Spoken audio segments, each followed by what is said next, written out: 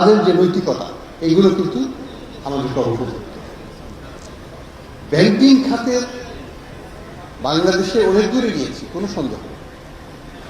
আবার অন্যদিক থেকে দেখলে এটাও বলতে হবে যে ব্যাংকিং খাত যত দূর এগুতে পারত বা পুরো আর্থিক খাতটায় যত দূর এগুতে পারত সেটা আমরা পারিনি।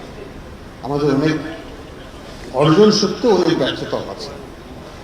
তো যাই হোক, এটার মূলে কোনো একক গোষ্ঠী বা একক ব্যক্তিত্ব নয়। এটার মূলে আমরা সবাই হয়তো ভিন্নভাবে কাজ করতে পারতাম, সবাই হয়তো আমাদের নিজ নিজ জায়গা থেকে নিষ্ঠার সাথে কাজ করতে পারতাম। হয়তো ব্যত্যয় ঘটেছে, হয়তো হয়নি, সেই আত্মবিশ্লেষণ আমাদের করতে হবে। আমি যেটা বলবো যে দুটো জিনিস, এই প্রতিষ্ঠানটা হচ্ছে এটা তিনটা স্টেক হোল্ডার। একটা হচ্ছে ব্যাংকার্স, ব্যাংক, একটা হচ্ছে ব্যাংকিং খাতে যারা কর্মকর্তা কর্মচারী যারা এই খাত থেকে ট্রেনিং প্রাপ্ত হয়ে নিজেদেরকে এগিয়ে নিচ্ছে, আরেকটা হচ্ছে বাংলাদেশ ব্যাংক, যার দায়িত্ব হচ্ছে ব্যাংকিং খাতে শৃঙ্খলা, ব্যাংকিং খাতে জনবল প্রশিক্ষণ তৈরি করা, সেই ব্যাপারে সহায়তা করা। আমি বলবো যে এই ক্ষেত্রে আমাদের কিন্তু সহযোগিতাটা বেশ ভালোভাবেই হচ্ছে।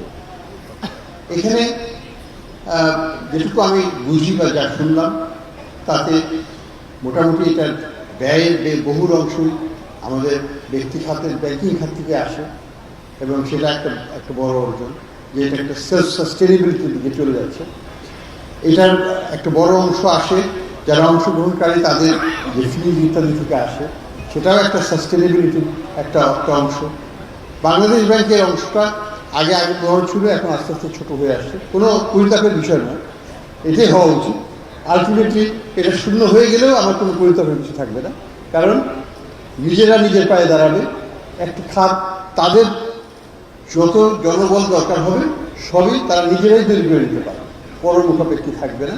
হ্যাঁ, গার্জিয়ান অবশ্যই থাকবে, কিন্তু গার্জিয়ানের উপর নির্ভরশীলতা থাকবে। সেই জায়গা থেকে আমি মনে করি হাঁটি হাঁটি পাপা করে বিআইবিএল কিন্তু অনেক দূর এগিয়েছে, এবং এখানে আমাদের ব্যাংকিং খাতের একটা বড় অবদান আছে এবং থাকবে।